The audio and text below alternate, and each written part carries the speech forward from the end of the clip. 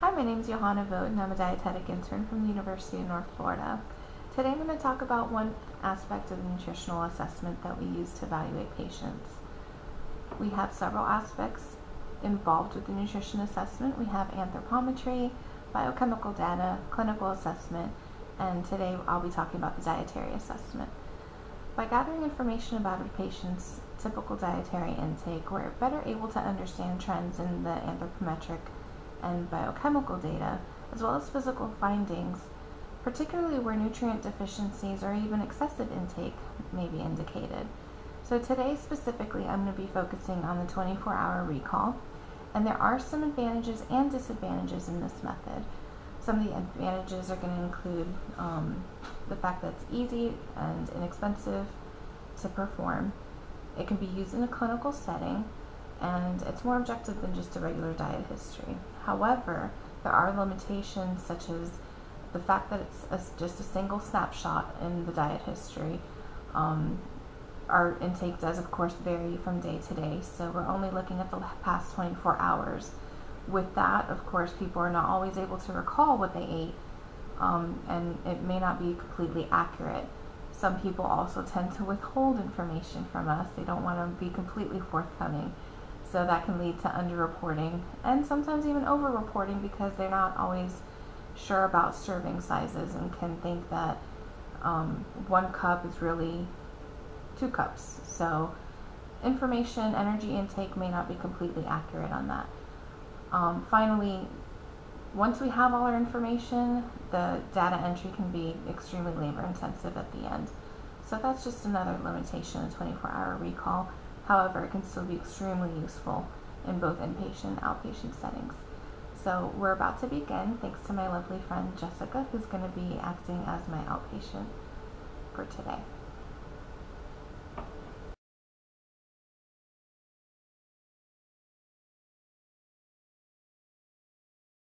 In the diet recall, we're looking at breakfast, and we usually like to ask the patient what time she woke up. This gives us an idea how much time elapsed between the time she woke to the first meal of the day. And that's usually important, especially if the patient has any kind of chronic disease, particularly diabetes. So as I begin the diet recall with our patient Jasmine, I'm going to be asking her what time she woke up, what time she had her breakfast, and I'm even going to be asking her where she was at the time that she consumed her meals, because that gives me an idea of what kind of environmental factors influenced either the rate at which she consumed it, the food choices that she made, and any kind of stress that was involved in anything like that. So I'm going to go ahead and begin, and this is going to be an outpatient setting. So, hello Ms. Khan, how are you today? Good, how are you? Doing well, thank you. I'm hoping you found everything okay, no problems parking or anything? Yeah, it was really easy. I just followed the signs. Great. And do you usually go by Ms. Khan, or do you prefer Jasmine? I prefer Jasmine. Okay, great. Yeah. Great.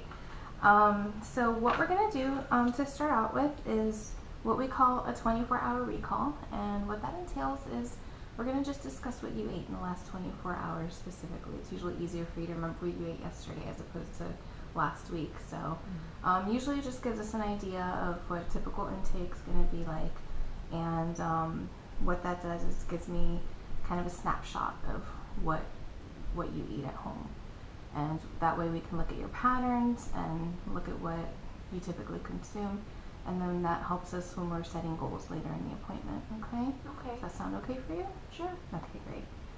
So starting with breakfast, what time did you wake up yesterday? If I'm not working, which I wasn't working yesterday, I wake up around 8 o'clock. 8 o'clock? Okay.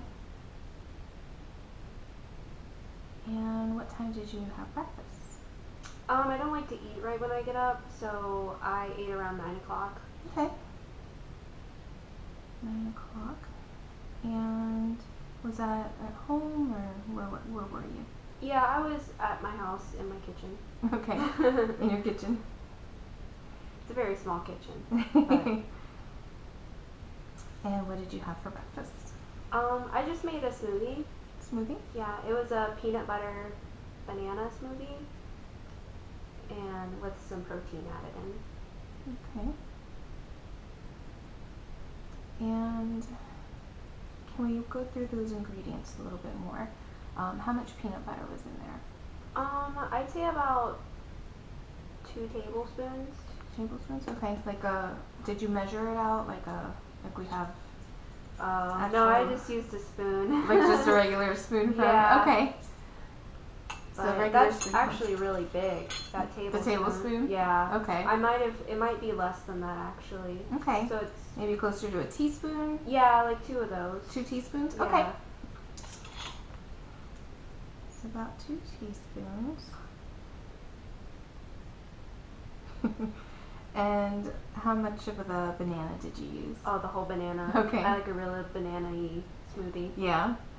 And like medium size, you'd say? Oh, it was a big one. I like big bananas. Okay. 1 large. And what type of protein do you use in your smoothies? Soy. Soy? Mm-hmm. Any particular brands that you use? Just the GNC brand. GNC. And do you happen to know, in the serving of that GNC soy, how much protein is in there? Off the top of your head. There's really big numbers on it, and it says 26 grams per scoop. Okay, so. That's probably it. We can always look that up later if we need to get more specific, but that's probably referring to the protein. Mm-hmm. Okay. And anything else for breakfast? No, I just made it with soy milk. Oh, okay. And blended it all together, and that's just what I ate. It was really filling. Okay, sounds amazing. How much soy milk do you think you used in there? Probably like 2 cups. 2 cups? Okay.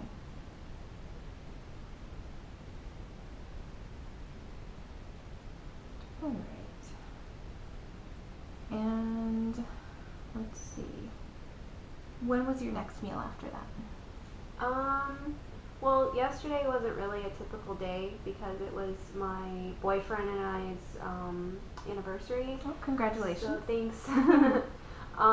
So I didn't really eat anything for lunch. I kind of skipped it. So no lunch. That's fine. So any snack or anything in between meals? I did have a snack right before we went to the restaurant. What time? Probably like 3. Okay. Our reservations were like at 5:30, so I had like a little tiny thing of blackberries. I really like blackberries.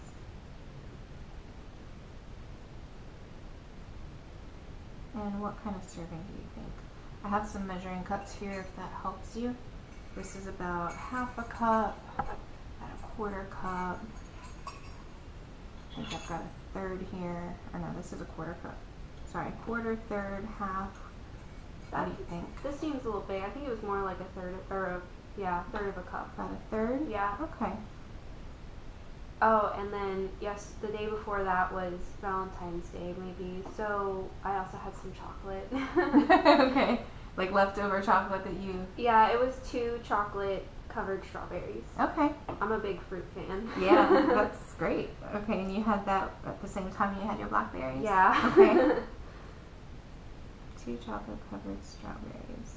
And they were big ones, too. They were really good. I love those. Mm-hmm. Okay. Alright. And so then you had dinner reservations at 5:30, you said. Mm-hmm. Okay. We didn't really get our food till about 6 o'clock. Okay. But, you know what, actually, we did order an appetizer of meatballs.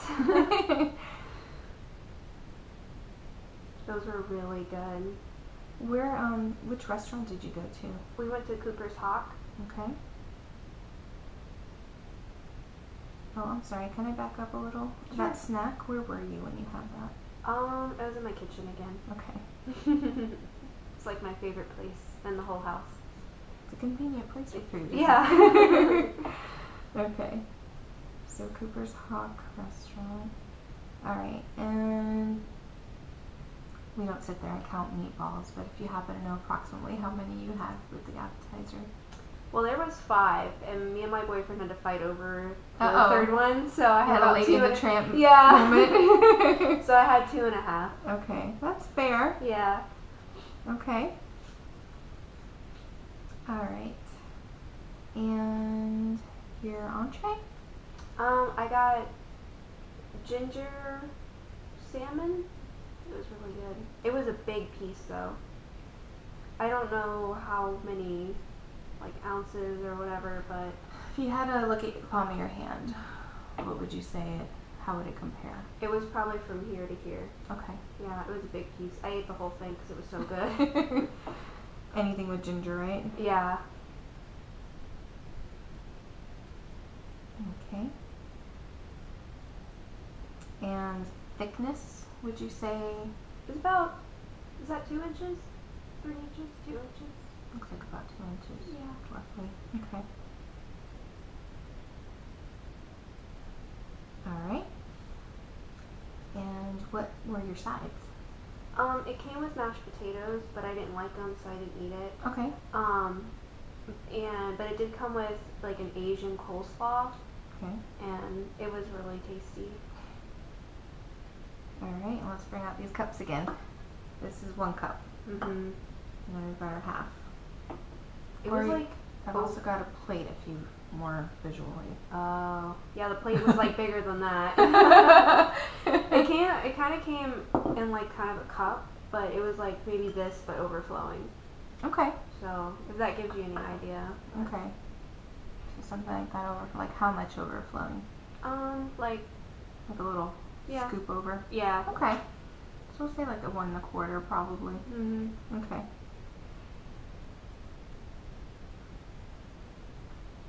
All right.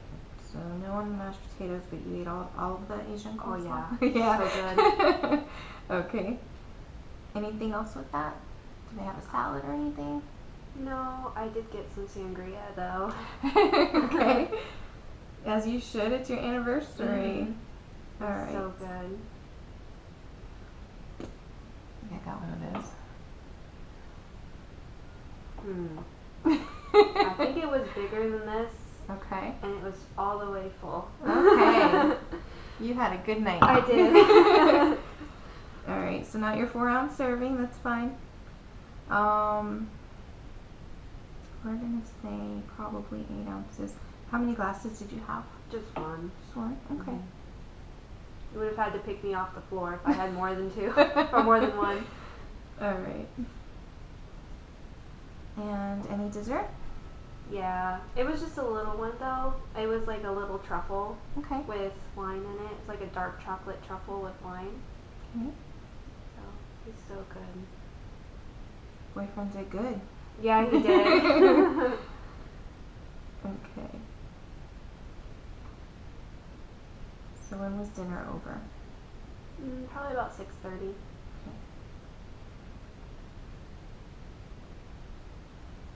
And is that everything you had there?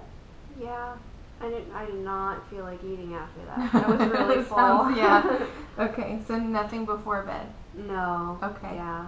I mean, I drink a lot of water, but other than that. You drank water yesterday? Mhm. About how many glasses would you say? I like to drink bottled water. Okay. I don't know how many ounces. I think they're like 16 ounces. And Okay. I had like 3 of those yesterday. Okay.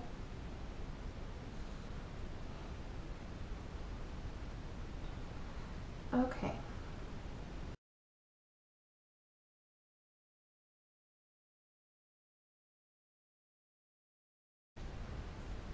So, thankfully, Jasmine's been very forthcoming with her food, and there doesn't so far seem to be any kind of withholding of information, which can be a problem, like I discussed with the 24-hour recall. The measuring cups are very useful to use, just because sometimes we get caught with either discrepancies in serving sizes, like we did with the peanut butter with the smoothie, where Jessica thought she was possibly using 2 tablespoons, or I don't remember. I don't know if we said specifically she was using tablespoons, but when I indicated this is what a tablespoon looks like, we were able to get a closer idea of what she's actually using, is closer to a teaspoon. So having some form of measurement available to help the patient visualize what they're actually using at home, especially when you have something like rice, what an actual serving of rice looks like, or what they ordered at a restaurant, like she did with her Asian coleslaw, is very useful. Plate is sometimes useful when you're talking about salads and servings of that, or anything with like vegetables, when you're talking about wanting to have half of your plate filled with vegetables. That's also helpful.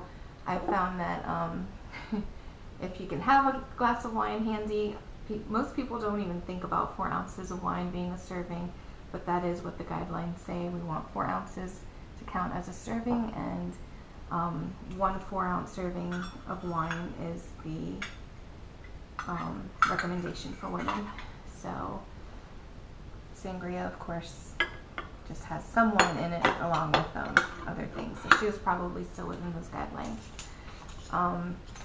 So the last thing that I usually do incorporate in my dietary recall is checking in with their hunger. I always encourage patients to check in with their hunger at each meal, and meals and snacks actually, just throughout the day. So I'm going to go back through Jasmine's day and ask her what her hunger was like. She actually divulged that in the morning she is usually not hungry, and that's actually very typical with a lot of people.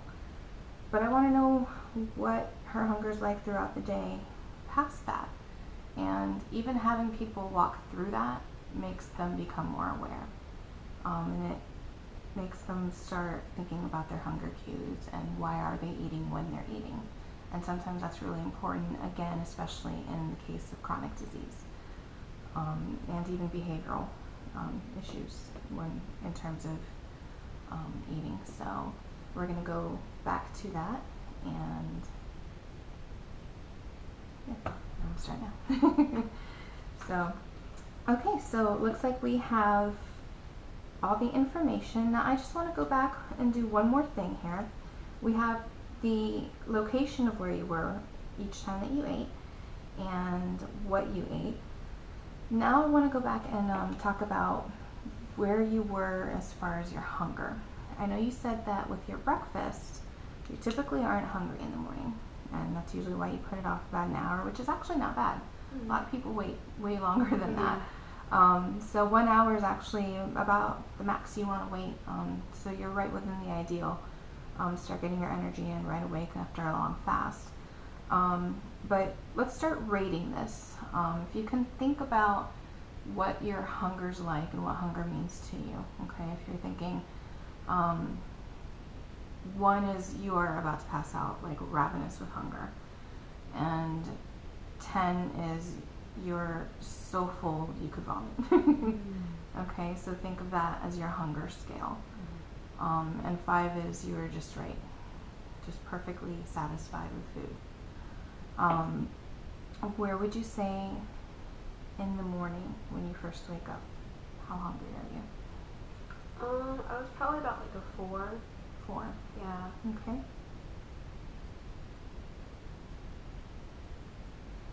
And when you had your snack, 3 o'clock? It's probably more like a 2. 2. I wanted to Getting eat hangry. more. Yeah. I wanted to eat more, but Yeah. I wanted to wait for dinner. Okay.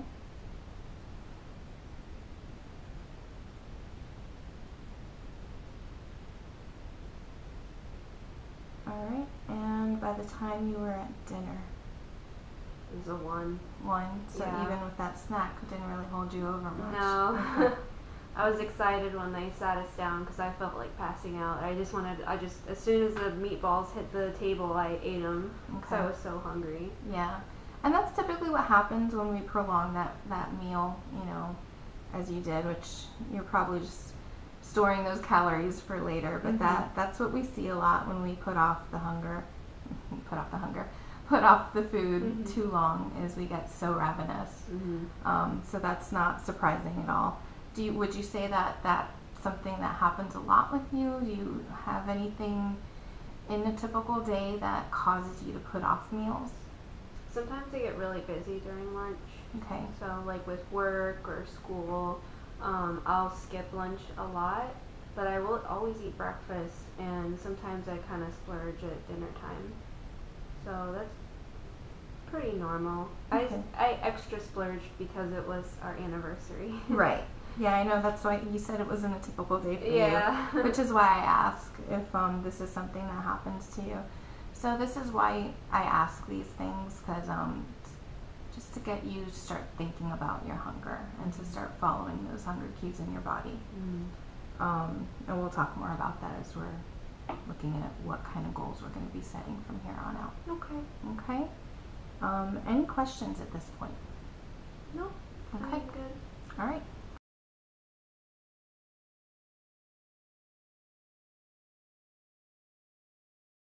As previously discussed, 24-hour recalls can be used in both inpatient and outpatient settings. In hospital, they're especially useful for assessing a patient's oral intake when screening for malnutrition, or attempting to provide diet education for a particular medical or chronic disease state. Similarly, we use 24-hour recalls prior to setting goals in counseling to better understand our patients' eating patterns or behaviors and figure out how their daily choices influence their health. Thank you for watching, and be well.